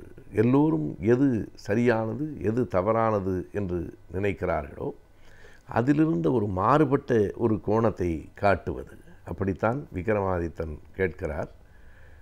ஆபாசமாக வரையப்பட்டிருக்கிற படங்கள் அருவருப்பு தான், ஆனால் எனக்கென்னவோ அதைவிட சுவரில் துளிச்சென்று துப்பி இருக்கிற பாக்கு கரையும் உலர்ந்து போய் கிடக்கிற ஆண் உரைகளும், இவைகள் அவற்றை விட, இன்னமும் சொன்னால் தன்னுடைய நினைவு இல்லாமல் தன்னுடைய வேட்டி நனைந்து வேட்டி அவிழ்ந்து போனது கூட தெரியாமல் தெருவில் கிடக்கிற மனிதனும் சுவரில் வரையப்பட்டிருக்கிற ஆபாச படங்களை விட எனக்கு கூடுதல் அருவருப்பாக இருக்கிறது என்கிறார்.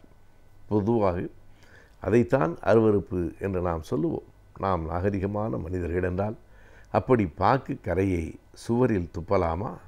அப்படி மது அருந்திவிட்டு தன்னுடைய நிலை என்ன என்று புரியாமல் அப்படி கிடக்கலாமா?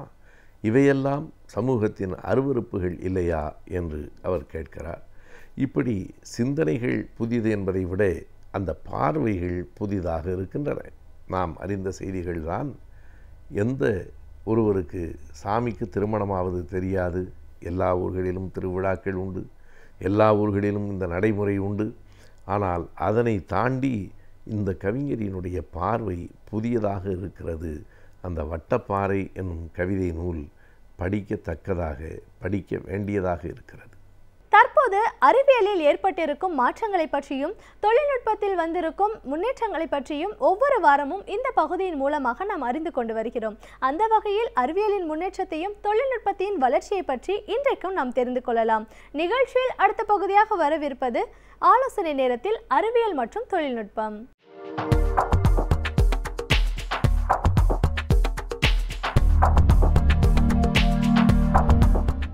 கலைஞர் தொலைக்காட்சி நேயர்களுக்கு என்னுடைய காலை வணக்கம். தமிழகத்தில் நீர்வளம் எங்குமே பெருக்கணும், அது கட்டாயம். ஆனால் முக்கியமாக எங்கே நம்ம இது சென்னை ஒரு தொழில் நகரம். இங்கு எல்லா வகையான தொழில்களும் வளர்ந்து வருகின்றன, மக்கள் பெருக்கமும் அதிகம். அதனால் என்ன பண்ணோம்னா, இந்த சென்னையினுடைய நீர்வளத்தை எப்படி பெருக்கிறதுன்னு சரியான முறையில் திட்டமிடணும்.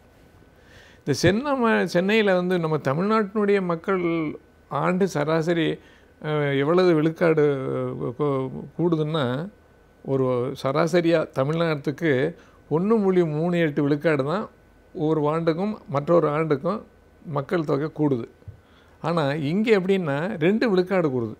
இவ்வாறு கூடுவதற்கு என்ன, இங்கு படிப்பதற்கு வேண்டிய எல்லா வசதியும் எல்லா கல்லூரிகளும் எல்லா நிலையிலும் இங்கே இருக்கிறது, அது ஒரு காரணம். ரெண்டாவது, எங்கள் தொழில் நகரமாக இருக்கணும்னா வர்றவங்களுக்கெல்லாம் வேலை கிடைக்கிது. அந்த காரணத்தினால இங்கே நீர்வளம் அந்த மக்களுக்கு ஏற்ற அளவு நாம் நீர்வளத்தை கொடுக்கணும். இப்போ இருக்கிற மக்கள், நாம் கிரேட்டர் சென்னையை சொல்லவில்லை, அந்த நம்மளுடைய நம்ம சென்னை என்று சொல்லுகின்ற அப்போ சொன்னோம் இல்லையா, அந்த சென்னை நம்ம இருக்கின்ற மக்கள் தொகை கிட்டத்தட்ட 50 லட்சம். இதே அளவு போனோம்னா 2050, அதாவது 2 விழுக்காடு கூற போகும்போது 2050 கிட்டத்தட்ட 1 கோடி மக்கள், அதாவது 10 மில்லியன் அந்த அளவுக்கு வளரும். ஆக இந்த அளவு வளர்கிற போது அவர்களுக்கு வேண்டிய தண்ணீர் தேவை நம்ம கண்டிப்பாக கொடுக்கணும். இப்போ நான் 2004 இங்கே இருக்கிற மக்களுக்கு எவ்வளோ தண்ணீரை கொடுக்கலான்னு ஒரு கணக்கு போட்டேன். அந்த கணக்குப்படி பார்த்தோம்னா, நம்ம இங்கே என்னென்ன பல வகையான வகைகளில் நமக்கு தண்ணீர் கிடைக்கிறது. இன்னும் இங்கே உள்ள ஏரிகள், இங்கு நிலநீர், நம்ம வீராணத்திலிருந்து கிடைக்கின்ற தண்ணீர், விவசாயிகளிடமிருந்து கிடைக்கின்ற தண்ணீர், நெய்வேலியிலிருந்து எடுத்து வருகின்ற தண்ணீர், இவ்வாறு பல வகையான வகைகளில் நமக்கு தண்ணீர் கிடைக்கிறது. இவற்றை எல்லாத்தையுமே நம்ம மொத்தமாக கூட்டி பார்த்தோம்னா அப்போ கிட்டத்தட்ட 28 டிஎம்சி நமக்கு தண்ணி கிடைக்குது. இந்த 28 டிஎம்சி ஆதாரம் இருக்குது. ஆனால் 28 டிஎம்சிக்கு நம்ம ஆதாரம் இருக்குது. இந்த ஆதாரம் ஒவ்வொரு வருஷமும் கிடைக்குதா அப்படின்னு என்ன பண்ணி பார்த்தேன். அந்த 2004க்கு முன்னாடி உள்ள ஒரு 16 வருஷத்தில் நான் என்ன கணக்கு பண்ணி பார்த்தோம்னா, சராசரியாக ஒரு ஆண்டுக்கு 2.41 டிஎம்சி தான் இருக்குது. அதாவது எப்படின்னா, அது 68 மில்லியன் கனமீட்டர். அப்போ இருந்த காலத்தில் அவங்களுக்கு எப்படின்னா, அந்த தண்ணியை வச்சுக்கிட்டு எவ்வளவு பேருக்கு கொடுக்கலான்னாக்கா, ஒரு வருஷத்துக்கு தொடர்ந்து எவ்வளோ லிட்டர் கொடுக்கணுன்னாக்கா 43 லிட்டர் தான் கொடுக்கலாம். அந்தளவு குறைவாகத்தான் நம்ம சராசரி 28 டிஎம்சி இருந்தாலும் சராசரியாக நமக்கு நிரந்தர நீர்வளமாக 2.4 டிஎம்சி தான் இருக்குது. அதனால் 68 டிஎம், அதாவது நமக்கு எவ்வளோன்னா 43 தான் கொடுக்கலாம். இதை 2050 கொடுக்கணும்னாக்கா எவ்வளோ தான் கொடுக்கணும், இது 15 போயிடும். ஏன்னா இதே தான் நீர்வளம்னு வச்சுக்கிட்டோம்னா 15 கனமீட்டர் வச்சுக்கிட்டு என்ன பண்ண முடியும். சாதாரணமாக ஒரு 15 லிட்டர் வச்சுக்கிட்டு என்ன பண்ண முடியும், அப்போ ஒன்றுமே பண்ண முடியாது. சராசரியாக எப்படியும் 135 லிட்டராவது ஒரு சராசரி மனிதனுக்கு அன்றாட தேவைக்கு கொடுக்கணும். அந்தளவுக்கு கொடுக்க முடியாது. ஆனால் இப்போ என்ன பண்ணுறாங்கன்னா, இப்போ சமீப காலங்களில் கடல் நீரை நன்னீராக்கி பயன்படுத்த ஆரம்பித்து விட்டார்கள். அவ்வாறு அந்த வகையில் நமக்கு 190 மில்லியன் லிட்டர் அளவுக்கு நமக்கு அந்த நீர்வளத்தை பெருக்கி இருக்கிறார்கள். இந்த தண்ணீரையும் கடல் நீரை நன்னீராக பயன்படுத்துவது, சராசரியாக நிரந்தரமாக இருக்கிற நீர்வளத்தை பயன்படுத்துவது, அந்த தண்ணீர் ரெண்டையும் சேர்த்து நம்ம கொடுத்தோம்னா இப்போ ஒரு 55 லிட்டர் கொடுக்கலாம். இப்போ ஆனால் 2050 வேணும்னா 35 லிட்டர் தான் கொடுக்கணும். ஆக என்ன தெரியுது, 135 லிட்டர் கொடுக்குறதுல இப்போ 58 கொடுக்குறது, அப்புறம் வந்து 2050 வந்து 35 கொடுக்குறோன்னா அது பத்தவே பத்தாது. ஆக இநீர் வளத்தை எப்படி பெருக்கணும் அப்படின்னு நான் ஒரு அதை பார்க்கின்ற போது நமக்கு வந்து நம்ம என்ன வீராணத்துலேருந்து தண்ணி கிடைக்குன்னா அது வந்து சில நேரத்தில் கிடைக்கிது, சில நேரத்தில் கிடைக்காது.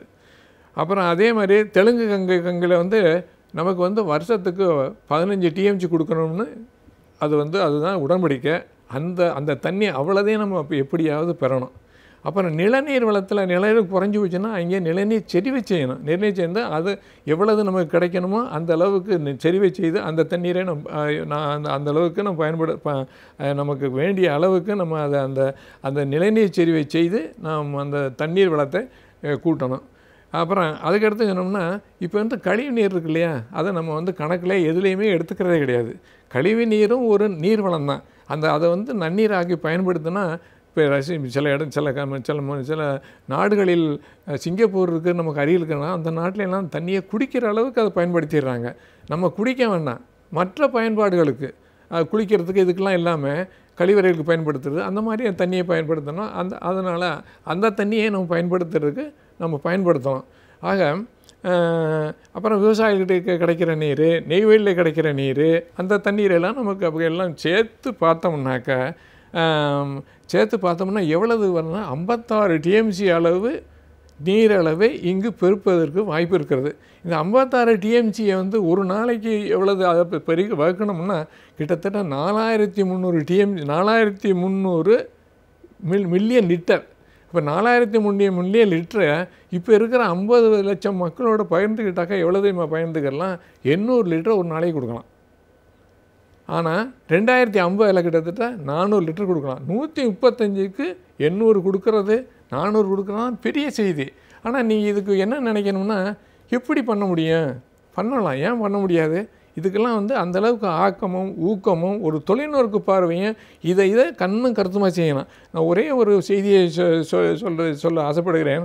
ஆந்திராவில் வந்து போன வருஷம் இதே சமயத்தில் 140 கிலோமீட்டர் 147 கிலோமீட்டர் 4 நதிகளை 8 மாதத்தில் ஆந்திராவுடைய சீஃப் மினிஸ்டர் அந்த நதிகளை, அதாவது கோதாவரி, கிருஷ்ணா, பெண்ணார், இந்த நதிகள் இந்த நர்மதை, இந்த நதிகளையெல்லாம் என்ன பண்ணார், இணைச்சிட்டார். அவர் இணைச்சதில் என்ன பண்ணால் 17 லட்சம் ஹெக்டேருக்கு நிலத்துக்கு பாசனத்துக்காகவும் அங்கே உள்ள மக்களுக்கெல்லாம் குடி தண்ணீர், குளிப்பறதுக்கு எல்லாத்துக்கும் தண்ணீர் வளர்த்த ஒரு 8 மாதத்தில் செய்யும்போது ஏன் நம்ம செய்ய முடியாதா? நம்ம அந்தளவு செய்யணும். அதுக்கெல்லாம் ஆக்கம் ஊக்கமும் நம்ம அதில் இது பண்ணோம். அப்புறம் இங்கே என்னென்னா, இப்போ 2015 பெருமழை பெய்தது, அதே மாதிரி 2005 பெருமழை பெய்தது. 2005 பெய்த மழையில் 25 டிஎம்சியை நம்ம கடலில் விட்டோம். அது வந்து 3 ஆண்டுக்கு போதும். 2015 எவ்வளோ தண்ணீரை கடலில் விட்டுருக்கோம், கிட்டத்தட்ட 75 டிஎம்சி. அது வந்து 9 ஆண்டுகளுக்கு போகும். ஆக இந்த மழையெல்லாம் நம்ம எப்பப்பெல்லாம் இதெல்லாம் இதையெல்லாம் நம்ம சேகரிக்கணும்னா இப்போ நீரில் அந்த கொள்ளளவுலாம் இப்போ பத்தனைன்னு வைங்களேன், அதை ஆழப்படுத்தணும், அகலப்படுத்தணும். அப்புறம் அதுக்கடுத்து வந்து அந்த கரையை ஒசத்தணும். அப்படின்னா ஒரு 3-4 டிஎம்சியை தேக்கலாம். அல்லது பெரிய அளவுக்கு 4 டிஎம்சி 5 டிஎம்சி தேக்க முடியாட்டினாலும் அந்த அளவுக்கு உள்ள நீர்நிலைகள் அமைக்கிறதுக்கு இடம் கிடையாது. அப்படின்னா அரை டிஎம்சி, 1/4 டிஎம்சி, 1 டிஎம்சி, அந்த மாதிரி ஒரு 7-10 டிஎம்சியை இங்கே அமைக்க முடியும்னா பண்ணலாம். சில சமயங்கள் என்ன பண்ணுன்னா, உங்களுக்கு வெள்ளாறு நமக்கு பக்கத்திலே இருக்குது. அந்த வெள்ளாறு வந்து என்னென்னா 10 வருஷத்துக்கு 20 வருஷத்துக்கு வெள்ளம் போகுது. அந்த தண்ணீரை சென்றாண்டு இப்போ 2015 அதில் வந்து ஒரு நாளில் 2 அதாவது கிட்டத்தட்ட 2.5 டிஎம்சி தண்ணி போயிருக்கு. அது நமக்கு வந்து 6 மாதத்துக்கு போதும் சென்னைக்கு. அப்புறம் நமக்கு அடையாறில் மட்டும் ஒரு 2015 ஒரு நாளில் போன தண்ணி 1 லட்சம் கியூசெக்ஸு. அந்த 1 லட்சம் கியூசெக்ஸ் அதாவது ஒரு நிமிடத்துக்கு அவ்வளவு கன அடி. அதை நம்ம தேக்கணும்னா கிட்டத்தட்ட 8 டிஎம்சி 9 டிஎம்சி, அது ஒரு வருஷத்துக்கே போதும். இந்த தண்ணியெல்லாம் இங்கே தேக்கிறதுக்கு வாய்ப்பு இல்லைன்னு வைங்களேன். நமக்கு வந்து பக்கத்தில் இருக்கிற தென் மாவட்டங்கள், காஞ்சிபுரம், செங்கல்பட்டு, இங்கே என்ன பண்ணணும், ஒரு 10-20 டிஎம்சி தேக்கிற அளவுக்கு சின்ன சின்ன ஏரியா பெரிய பெரிய நீர்நிலைகளை அமைச்சு அங்கே கொண்டு போய் அதை தேக்கி வைக்கணும். அதாவது வீராணம் பைப்புக்கு வீராணம் குழாய்க்கு மேற்க அதை நம்ம என்ன பண்ணலாம், நமக்கு தென்னைக்கு வேணும்னு வைங்களேன், அந்த வேண்டிய சமயத்தில் அந்த தண்ணீரை நம்ம அங்கேருந்து திரும்ப பெற்றுக்கலாம். இல்லை நிறைய தண்ணி இருக்குது அப்படின்னாக்கா அது அங்கேயே இருக்கலாம், அங்கேயே பயன்படுத்தலாம், அல்லது அடுத்த வருஷத்துக்கு நம்ம ரிசர்வ் பண்ணிக்கலாம். இன்னொன்று என்னென்னா, இங்கே தண்ணிக்கு நம்ம நிலநீரை கொடுக்குறது வந்து மீஞ்சூர், பஞ்சட்டி, தாமிரபாகெல்லாம் கொடுக்குது. அந்த இதெல்லாம் இங்கே வந்தோன்னா மீஞ்சூர் வந்து இப்போ வந்து கடல் நீரால் அதனோட உவர்நீராக போச்சு. அதனால் அதை எப்படி நீக்கணும்னா அங்கே வந்து செயற்கை நிலநீரை செய்து நமக்கு அந்த தண்ணீரை திருப்பி நம்ம செயற்கை நீர் செய்தாக்கா கொஞ்சம் கொஞ்சமாக செயற்கை நீர்னா கடல் நீரை அப்புறப்படுத்தலாம். கிட்டத்தட்ட இப்போ 20 கிலோமீட்டர் வந்துருச்சு. இன்னும் ஒரு 10 வருஷம் போனால் இன்னும் 20-30னா மீஞ்சூர் மட்டுமில்ல, பஞ்சட்டி, தாமரப்பாக்கம் எல்லாத்தையுமே அந்த கடல் நீர் வந்து அங்கே உள்ள நிலநீரை ஊராக்கி விடும். அதனால் ஒரு தொலைநோக்கு பார்வையுடன் இந்த சென்னை மாநகரத்துக்கு எந்த வழிகளை வழிகளில் பின்பற்ற முடியுமோ அந்த வழிகளில் ஒரு 10 ஒரு 5 ஒரு 6 ஆண்டுகளில் நம்ம பண்ணணும். ஆனால் இதையெல்லாம் சில சமயங்களில் நமக்கு தண்ணியே எல்லாம் எவ்வளோ தான் பண்ணாலும் சமயத்தில் ரொம்ப சிரமம் இருக்கும். அதுக்கு ஒரே ஒரு மாற்று வந்து கடல் நீரை நன்னீரைக்கு பயன்படுத்துகிறோம். இப்போ 1190 mld நம்ம மில்லியன் லிட்டர் பண்ணுறத 500 பண்ணணும், அல்ல 1000 பண்ணிட்டோம்னு வைங்களேன். 1000 mld பண்ணிட்டோம்னாக்கா இப்போ வந்து நமக்கு வந்து கிட்டத்தட்ட 50 லிட்டர் அதுலேருந்து கொடுக்கலாம். ஈவன் 2050 உள்ள 10 மில்லியன், அதாவது 1 கோடி பேருக்கு ஒருத்தருக்கு 100 லிட்டர் கண்டிப்பாக கொடுக்கலாம். அந்த அளவுக்கு அதை கண்டிப்பாக நம்ம செஞ்சு, அதுக்கு செலவாகும், ஆனால் அதை செஞ்சு தான் ஆகணும். அப்படி செஞ்சால் தான் இந்த மாநகரத்தை நான் தண்ணீர் தட்டுப்பாட்டிலிருந்து நீக்கலாம் என்று நான் கருதுகிறேன். சுற்றுச்சூழல் தூய்மையாக இருந்தால்தான் நம்முடைய சமூகம் சிறப்பாக அமையும். சுற்றுச்சூழலை எவ்வாறு தூய்மையாக வைத்துக் கொள்ளலாம் என்பதை பற்றி நம்மிடையே பகிர்ந்து கொள்ள வந்திருக்கிறார் டாக்டர் வின்சென்ட் அவர்கள். நிகழ்ச்சியில் நிறைவு பகுதியாக வரவிருப்பது சுற்றுச்சூழல்.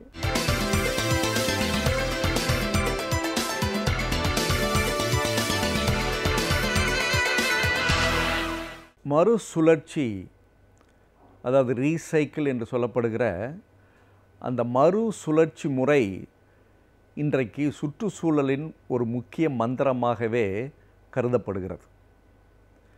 ஏனென்றால் தேவையற்ற பொருட்களை அல்லது பயன்படுத்திய பொருட்களை மறுசுழற்சியின் மூலம் பயன்படுத்துகிற ஒரு உத்திதான் இந்த ரீசைக்கிள் ஆர் மறுசுழற்சி முறை என்று கருதப்படுகிறது. நான் குறிப்பிட்டது போல இந்த மறுசுழற்சி என்பது ஒரு சுற்றுச்சூழல் பாதுகாப்பின் ஒரு முக்கிய மந்திரமாகவே இருக்கிறது. ஏனென்றால் நாம் பயன்படுத்துகிற அத்தனை பொருள்களும் பயன்படுத்தப்பட்ட ஒவ்வொரு பொருள்களுமே பல நேரங்களில் வீணாக செல்லக்கூடியதாகத்தான் இருக்கிறது. அவ்வாறு வீணாக போகிற பொருள்கள்தான் நம்முடைய சுற்றுச்சூழலுக்கு ஒரு பெரிய தர்ம சங்கடமாக வந்து சேர்கிறது. ஏனென்றால் தேவையற்ற பொருள்கள் நம்முடைய சுற்றுச்சூழலில் படுகிற பொழுது அதுதான் குப்பையாக மாறுகிறது. இன்றைக்கு நாம் செல்கிற ஒவ்வொரு இடங்களிலுமே குப்பைகள் அதிகமாக குமிந்து கிடப்பதற்கே காரணம் நாம் பயன்படுத்திய அத்தகைய பொருள்கள் வீணாக எத்தகைய பராமரிப்பும் இல்லாமல் அங்கே போடுகிற முறையினால்தான் இன்றைக்கு நம்முடைய சுற்றுச்சூழல் மிகவும் பாதிப்புக்குள்ளாயிருக்கிறது. ஆனால்தான் நம்முடைய சுற்றுச்சூழலை சுத்தம் செய்ய வேண்டும் என்று சொல்வதற்கே காரணம் நம் சுற்றி இருக்கிற அந்த குப்பையாக இருக்கிற அந்த பயனற்ற பொருள்களால் ஏற்பட்ட விளைவுதான் என்பது இப்பொழுது நமக்கு எளிதாக புரிகிறது. ஆனால் இந்த மறுசுழற்சி முறை என்ற அந்த முறை எப்பொழுது வந்திருக்கிறது என்றால், குப்பைகளை மேலாண்மைப்படுத்துகிற ஒரு உத்திக்கு நாம் செல்கிற பொழுதுதான் இத்தகைய முறை வருகிறது. அதனுடைய முதல் படியாகத்தான் செக்ரிகேஷன் ஆஃப் வேஸ்ட் என்று சொல்வார்கள். அதாவது குப்பைகளை பிரித்து ஆளுகிற, அதை பயன்படுத்துகிற ஒரு முறை. அதுதான் மக்கும் குப்பை, மக்கா குப்பை என்று சொல்லப்பட்டு, அந்த மக்கும் குப்பையை உரமாக்குகிற முறை இதுவரை அது வேறு விதமாக பயன்படுத்தப்பட்டு, ஆனால் இன்றைக்கு உரமாக பல சூழ்நிலைகளில் பயன்படுத்தப்பட்டு கொண்டிருக்கிறது. இன்னும் சொல்ல வேண்டுமென்றால், சில தொழில் நிறுவனங்கள் அத்தகைய பொருள்களை உரங்களாக மாற்றி நம்முடைய விவசாயத்துக்கு பயனுள்ள பொருள்களாக மாற்றி தருகிறது என்பது ஒரு பெரிய வரவேற்கத்தக்கது. அத்தகைய பல தொழில்நுட்பங்களும் தொழிற்சாலைகளும் இன்னும் பல உருவாகிற பொழுது நிச்சயமாக குப்பை என்று சொல்லப்படுகிற அந்த தேவையற்ற பொருள்கள் சில நேரங்களில் அது தேவையாக மாறிவிடுகிறது. அதுபோன்று தான் மக்கா குப்பை என்று சொல்கிறோமே, அந்த மக்காத குப்பை, இரும்பு, பிளாஸ்டிக் இது போன்ற பொருள்கள் இன்றைக்கு மறுசுழற்சியின் மூலம் மீண்டும் நமக்கு தேவையான ஒரு பொருளாக மாறி வருகிறது என்பதை நினைத்து பார்க்கிற பொழுது, ஒருபுறம் அந்த சுற்றுச்சூழலை சுத்தமாக வைப்பதற்கு பயன்படுவதோடு இல்லாமல் அதுவும் ஒரு பொருளீட்டுகிற முறையாக மாறுகிற பொழுது நம் நாட்டினுடைய ஒரு பொருளாதாரமும் முன்னேறுகிறது என்பதையெல்லாம் வைத்து பார்க்கிற பொழுது, நாம் பயன்படுத்துகிற ஒவ்வொரு பொருள்களுமே எந்த அளவிற்கு பயனுள்ளதாக மாற்றிக்கொள்ளலாம் என்பது இரண்டுமே ஒரு உதாரணமாக நாம் எடுத்துக்கொள்ளலாம். இவ்வாறு மறுசுழற்சி செய்வதன் மூலம் ஏற்படுகிற நன்மை என்னவென்று பார்க்கிற பொழுது, முதலில் தேவையற்ற பொருள்களை குப்பைகளாக மாற்றுகிற அந்த சூழல் தடுக்கப்படுகிறது. இரண்டாவதாக, அத்தகைய தேவையற்ற பொருள்கள் ஒரு பயனுள்ள பொருள்களாக மாறிவிடுகிறது. மூன்றாவது, நம்முடைய சுற்றுச்சூழலில் முக்கியமாக அங்கமாக இருக்கிற ஆக்சிஜன் என்று சொல்லப்படுகிற அந்த வாயுவை அதிகரிப்பதோடு இல்லாமல் கார்பன் டை ஆக்சைடு என்று சொல்லப்படுகிற நச்சுத்தன்மையான காற்றை, வாயுவை உருவாக்குகிற முறையில் ஒரு பெரிய நல்ல முன்னேற்றம் ஏற்படுகிற ஒரு சூழல். இன்னும் சொல்ல வேண்டுமென்றால், இன்றைக்கு உலக வெப்பமயமாக்கல் என்று சொல்லுகிறோம். பல நேரங்களில் தேவையற்ற பொருள்களால் ஏற்பட்ட தேவையற்ற விஷயம்தான் இது. அவற்றை இன்றைக்கு கையாளுகிற ஒரு சூழலும் உருவாகியிருப்பதற்கே காரணம் இந்த மறுசுழற்சியின் மூலம், இந்த ரீசைக்ளிங் ப்ராசஸ் என்று சொல்கிறார்களே, அந்த மறுசுழற்சியின் மூலம் ஏற்பட்ட ஒரு உன்னதமான மாற்றம் என்று தான் சொல்ல வேண்டும். ஆனால்தான் இன்றைக்கு மறுசுழற்சியின் மூலம் உற்பத்தி செய்யப்பட்ட பொருள்களை ஒரு குறியீடாக, ஒரு அம்புக்குறி போன்று 3 குறிகளை கொடுத்து அது மறுசுழற்சியின் மூலம் செய்யப்பட்ட பொருள்கள் என்பதை இன்றைக்கு வெள்ளிடை மலையாக குறிப்பிடுகிறார்கள் என்று சொன்னால், அத்தகைய தேவை, அத்தகைய தொழில்நுட்பம் இன்றைக்கு நமக்கு தேவையாக இருப்பதை உணர்ந்ததனுடைய விளைவாகத்தான் இன்றைக்கு அதுக்கு ஒரு அங்கீகாரம் கொடுக்கிற வகையில் அந்த குறியீடு இன்றைக்கு மறுசுழற்சியின் மூலம் உருவாகிய பொருள்களுக்கு கொடுக்கப்படுகிறது.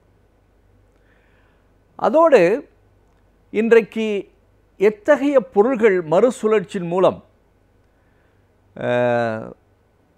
நல்ல பயனுள்ள பொருள்களாக உருவாக்கி கொண்டிருக்கிறது என்பதை பார்க்கிற பொழுது, இத்தகைய மாற்றங்கள் ஏன் முதலிருந்தே வந்திருக்கக்கூடாது என்ற ஒரு வினாவும் நமக்கு வருகிறது.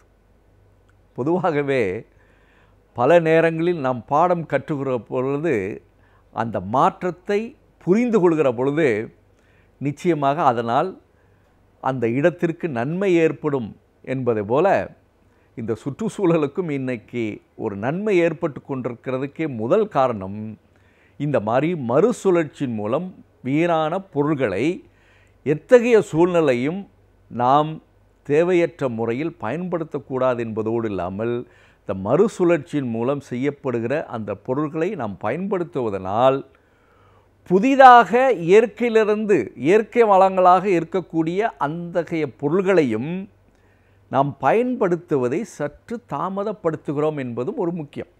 ஏனென்றால் இயற்கை வளங்கள் நமக்கு அள்ளி தருகிற அத்தகைய பொக்கிஷங்கள் அனைத்தையுமே நாம் பயன்படுத்திவிட்டால் வருகிற தலைமுறைக்கு இல்லாமல் சென்றுவிடும். அதனால்தான் இன்றைக்கு இந்த மறுசுழற்சியின் மூலம் பல உன்னதமான விஷயங்கள் நடைபெற்று கொண்டிருக்கிறது.